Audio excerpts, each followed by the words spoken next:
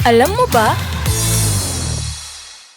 Panibagong buwan, panibagong taas presyo na naman ang sasalubong sa mga Pilipino. Kahapon kasi, sa opisyal na pahayag ng Department of Energy, inaasahan ang halos 4 na pisong dagdag sa kada kilo ng LPG ngayong buwan ng Hunyo. Kaya tanong ng maraming Pilipino, kumusta naman kami? Mag-uuling na ba muna o baka naman pati pang ulam ay tuluyan na ring maglaho? Ngunit alam mo ba na sa behavioral science, ang matinding stress at anxiety na nararamdaman mo tuwing may balita ng taas presyo ay hindi lang dahil sa kawalan ng pera.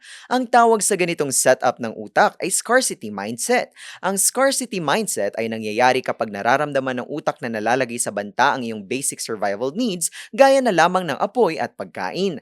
Dahil dito, automatic na lumiliit ang iyong cognitive capacity o ang kakayahan ng iyong utak na mag-isip ng maayos. Kapag nalason ngayon ang utak sa sakit na ito, mawawalan ka ng kakayahan na magplano para sa long-term na budget. Ang utak mo kasi ay magfo-focus lang sa panandalian at agad na mararamdaman ang matinding financial anxiety na nagdadala ng overstress sa iyong nervous system. Kaya bagamat ang advisory ng DOE ay isang realidad ng ekonomiya, tandaan, dapat matutunan mong kontrolin ang scarcity mindset upang hindi tuluyang masira ang diskarte at mapreserba ang kalusugan ng iyong utak sa gitna ng mga pagsubok sa buhay.